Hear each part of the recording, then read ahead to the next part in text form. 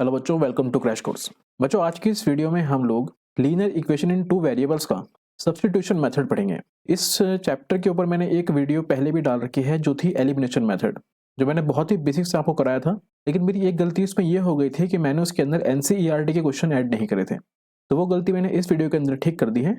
तो इस वीडियो के अंदर मेरे सारे के सारे क्वेश्चन जो हैं वो आपके एनसीईआरटी के क्वेश्चन हैं, ठीक है, और सारे के सारे अच्छे लेवल के क्वेश्चन हैं। बस स्टार्टिंग के 2 क्वेश्चन मैंने ऐसे लिए हैं जिससे कि आपका बेसिक अच्छे से क्लियर हो जाए, और उसके बाद मैंने थोड़े डिफिकल्ट पैटर्न के क्वेश्चन भी लिए हैं, ठीक है, जिससे आपके डाउट्स जो भी अगर आपको आ रहे होंगे वो क्लियर हो जाएंगे। और वैसे तो मैं ये मानता हूँ कि आपको इनकी अप्रोच भी पता होगी, लेकिन अगर आपको इनकी अप्रोच नहीं पता है तो इस वीडियो को देखने के बाद आपकी अप्रोच भी क्लियर हो जाएगी कि आपको किस तरीके से इन क्वेश्चन को अटेम्प्ट करना है, ठीक है।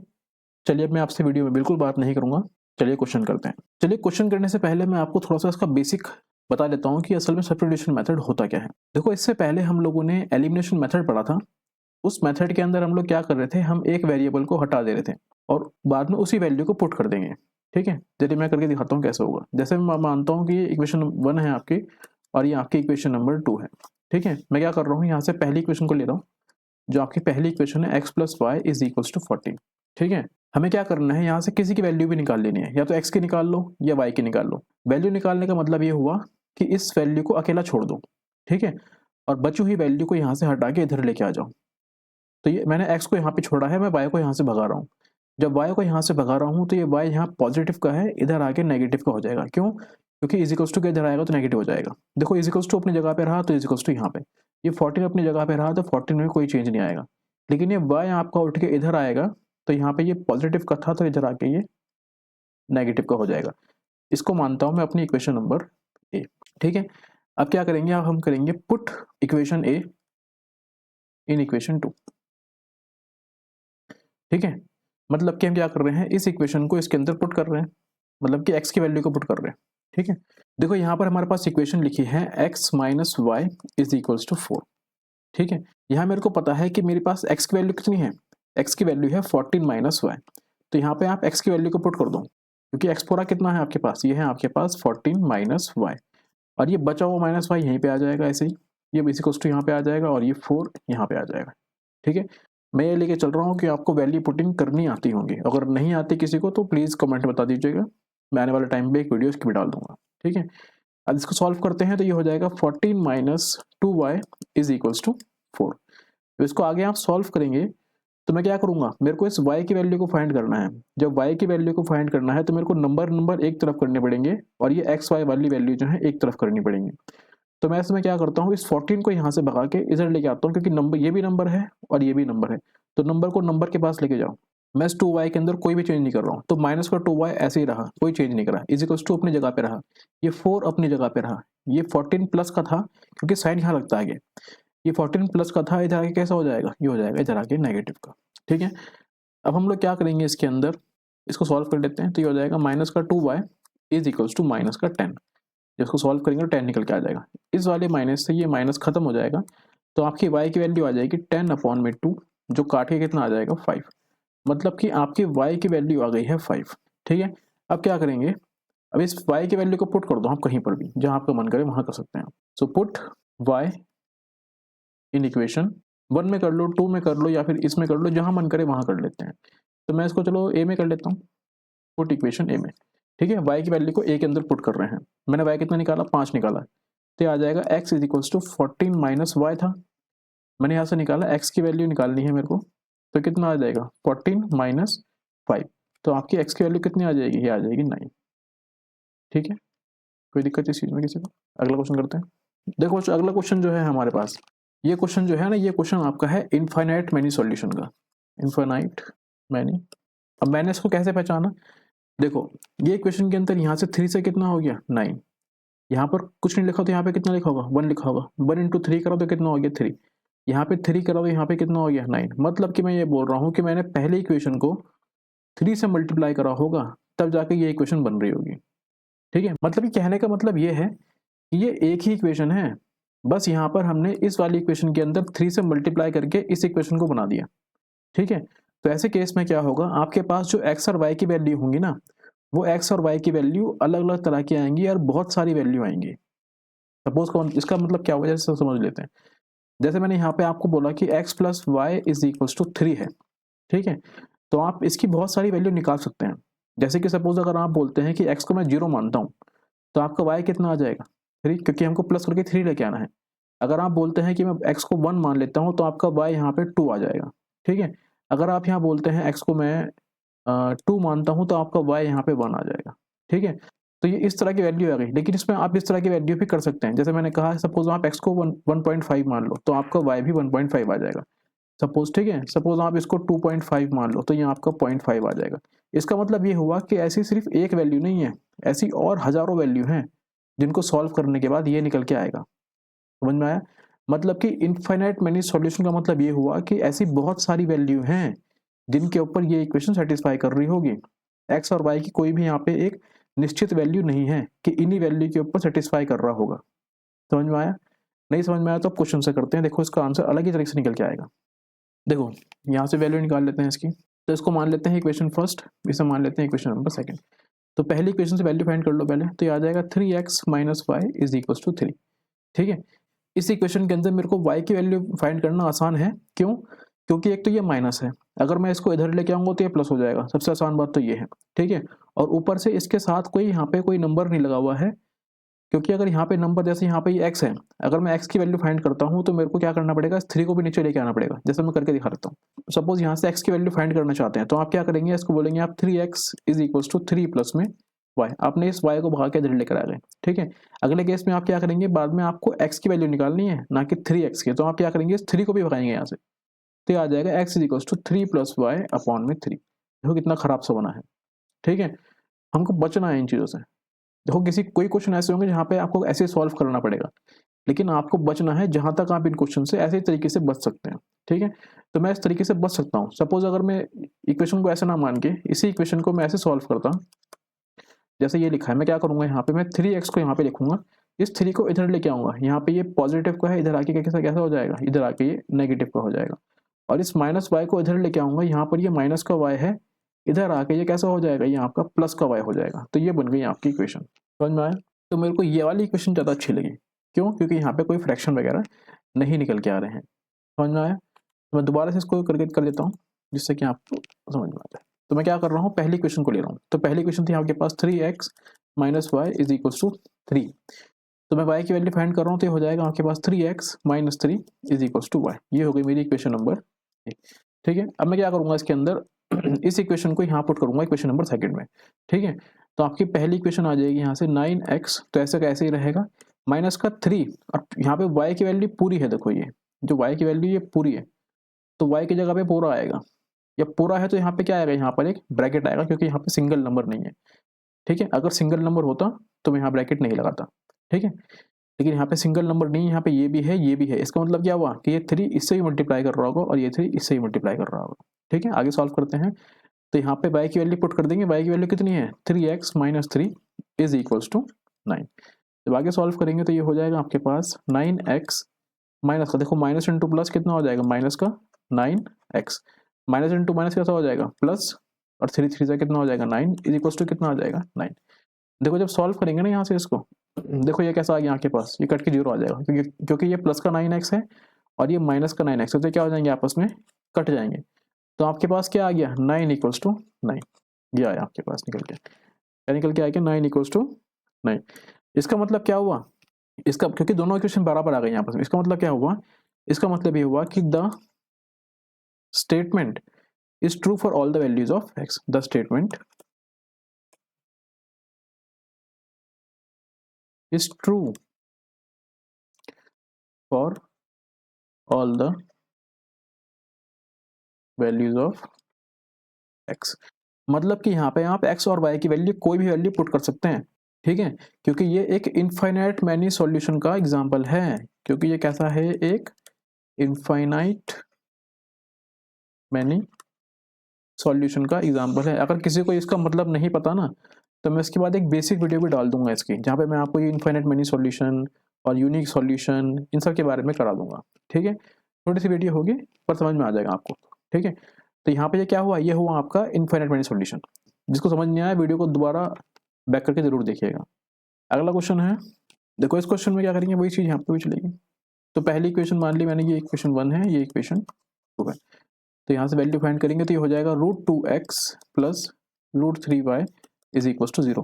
किसी की वैल्यू फाइंड करनी तो किसी की भी कर लो, यहाँ तो माइनस ही आएगा हर जगह, तो ये आ जाएगा √3x is equal to minus का √3y। ठीक है, मेरे को x की वैल्यू निकालनी है तो √2 को भगाना पड़ेगा, तो ये हो जाएगा हमारे पास माइनस का √3y अपॉन में √2। समझ में आ गया? तो ये हो गई मेरे पास इक्वेशन नंबर ए। ठीक है, अब इस इक्वेशन को सेकंड इक्वेशन के अंदर पुट कर देते हैं। ठीक है, तो ये आ जाएगी आपके पास √3। अब यहाँ पे x की वैल्यू कितनी है मेरी, x की वैल्यू ये पूरी है, तो इस x को अंदर लिखो ब्रैकेट के अंदर, तो आ जाएगा आपके पास माइनस का √3y अपॉन में √2, ब्रैकेट क्लोज कर देंगे। यहाँ पे आ जाएगा आपके पास √8y इज इक्वल्स टू 0। इसको सॉल्व करेंगे तो ये आ जाएगा माइनस इंटू प्लस माइनस, और √3 इंटू √3 कितना आ जाएगा, ये आ जाएगा 3, और y आ जाएगा साथ में, तो कितना आ जाएगा √3 वो √3 माइनस का 3y अपॉन में कितना आ जाएगा √2, और ये आ जाएगा माइनस का √8y इज इक्वल्स टू 0। ठीक है, जब आगे सॉल्व करेंगे तो देखो यहाँ पे क्या है, यहाँ पे लेना पड़ेगा एलसीएम। तो यहाँ पे इसके अपॉन में कुछ नहीं है, मतलब इसके अपॉन में क्या लिखा हुआ होगा 1।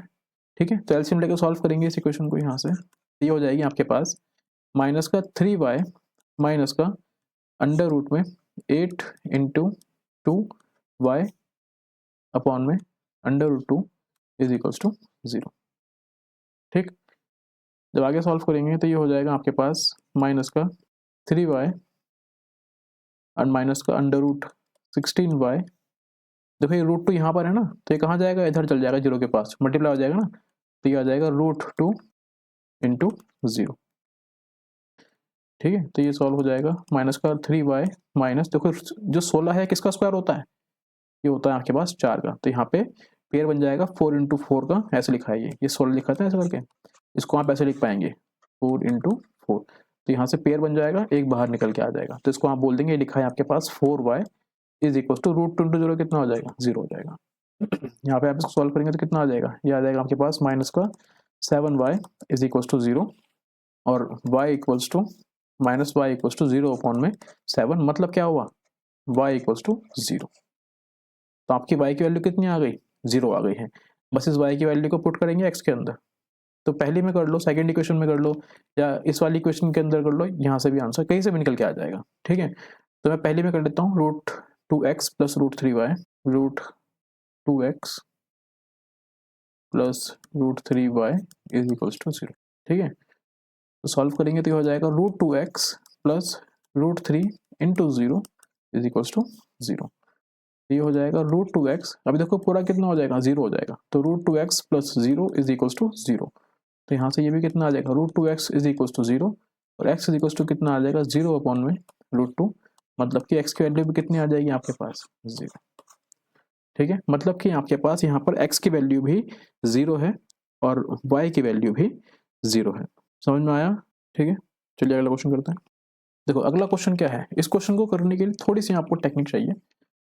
ठीक है, सिंपल है, बहुत ज़्यादा कठिन नहीं है, देखिए कैसे होगा। देखो इस क्वेश्चन के अंदर क्या करना है, आपको ना पहले यहाँ पे इस पॉइंट को हटा देना है किसी भी तरीके से, क्योंकि अगर आप इसको ऐसे ही सॉल्व करने बैठ जाएंगे तो आप क्वेश्चन को बहुत ज़्यादा कॉम्प्लिकेट कर देंगे और आपको थोड़ी सी दिक्कत इस क्वेश्चन में आ सकती है। तो हमें दिक्कत से बचना है, ठीक है, दिक्कत को सॉल्व नहीं करना है। तो यहाँ पे इसको ऐसा कर लो, मैं इस इक्वेशन को पहले अलग अलग उतार रहा हूँ, 0.2x plus 0.3y is equals to 1.3। ये हो गई इक्वेशन।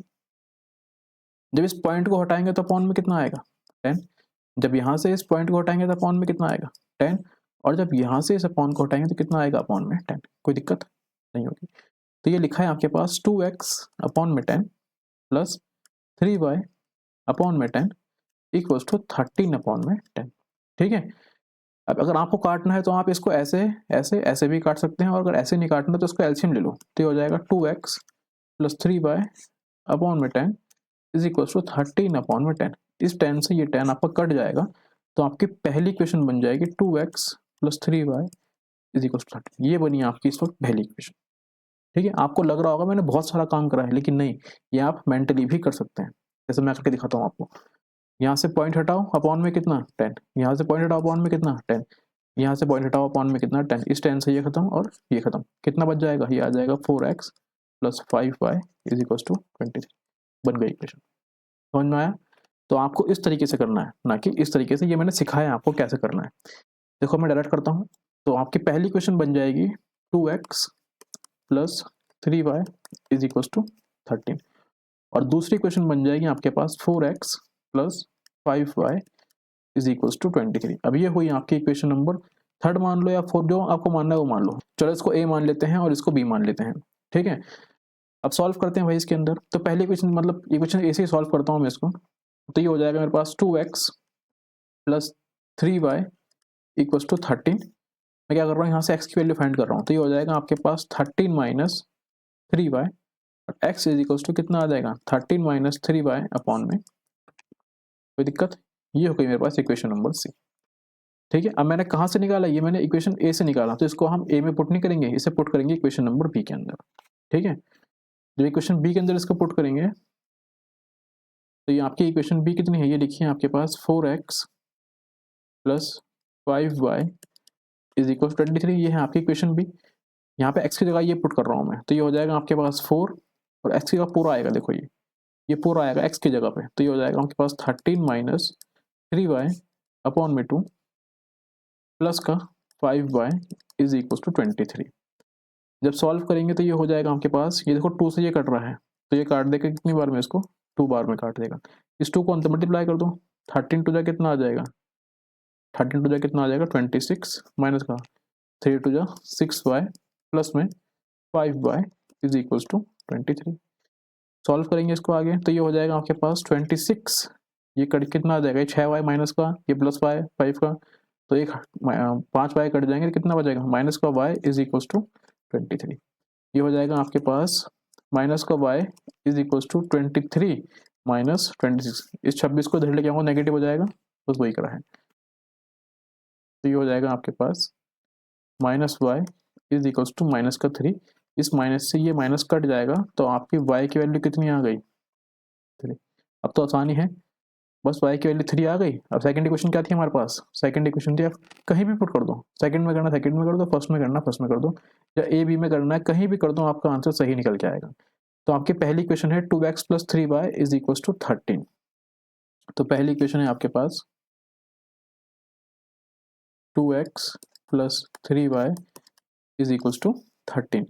तो 2x की जगह तो ऐसे ही रहेगा, y की वैल्यू मैंने निकाल दी कितनी, 3 है, तो आ जाएगा आपके पास 3 इंटू 3 इज इक्वल टू 13। तो ये आ जाएगा आपके पास 2x plus 9 is equal to 13। ये आ जाएगा 2x is equal to 13 minus 9, ये आ जाएगा 2x इज इक्वल टू 4, और ये आ जाएगा x is equal to 4 upon में 2, यहाँ से ये काटेगा इसको 2 बार में, तो आ जाएगा x की वैल्यू 2। ये आपका आ गया आंसर, ठीक है।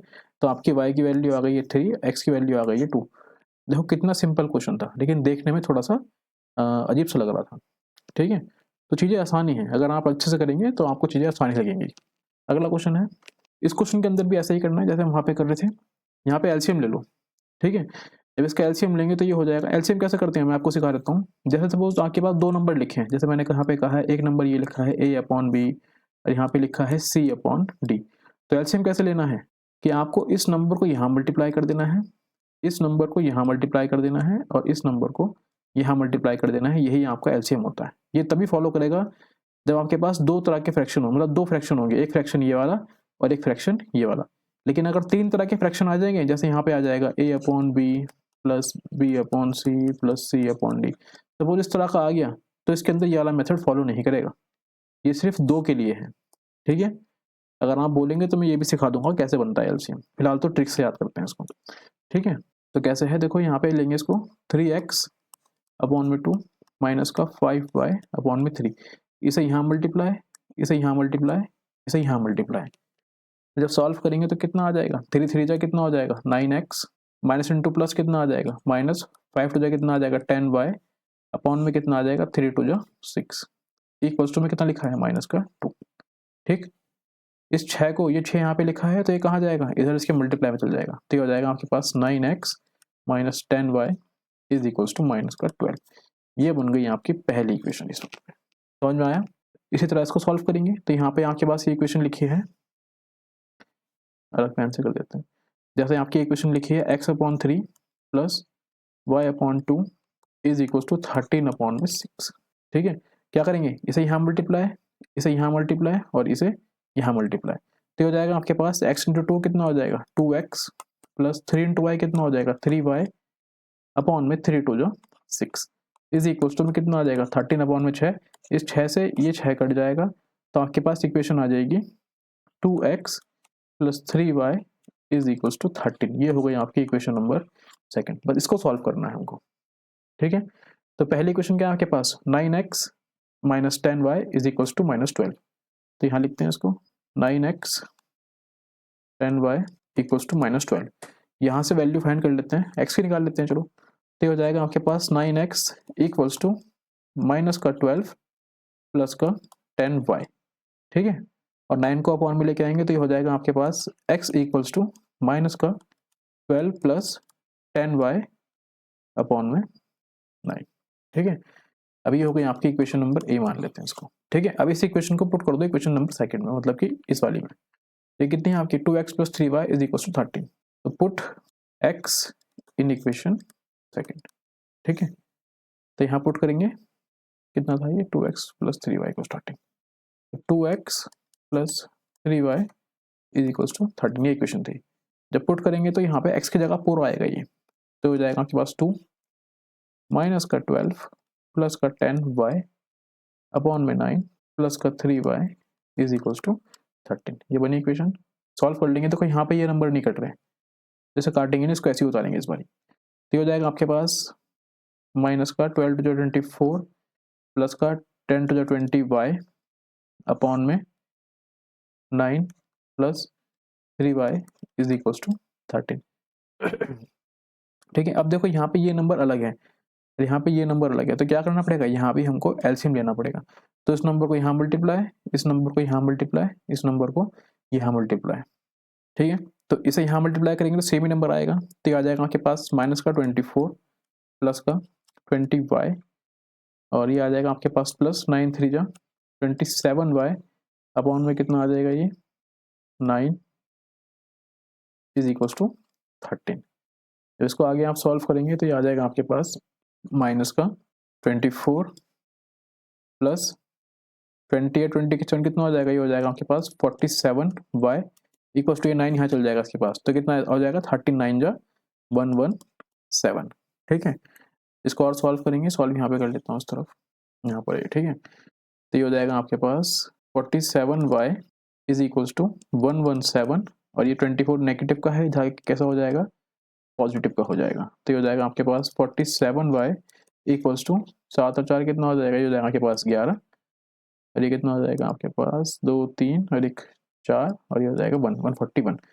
जब सॉल्व करेंगे तो ये हो जाएगा 141 अपॉन में 47, ये काट देगा इसको 3 टाइम्स, तो ये हो जाएगा y की वैल्यू कितनी आ गई आपके पास 3 आ गई है, और x की वैल्यू फाइंड नहीं कर दी अब तक, ये क्वेश्चन थोड़ा बड़ा हो गया था है ना, चलो कोई नहीं, यहाँ पे कर लेते, यहाँ पे कर दूँ साइड में, यहाँ से आप देख लेना y की वैल्यू कितनी है 3, ये हो जाएगा देखो आपके पास 2x plus 3 into 3 is equal to 13, ये हो जाएगा आपके पास 2x plus 9 is equal to 13, 9 को इधर लेकर आएंगे तो कितना हो जाएगा, ये हो जाएगा आपके पास 2x इज इक्वल टू 13 में से हो जाएगा कितना बचेगा 4 और यहाँ से ये से काट देगा 2 बार में, मतलब कि आपकी x की वैल्यू कितनी आ गई है 2 आ गई और y की वैल्यू कितनी आ गई 3 आ गई, तो ये आपका क्या है इसका आंसर है।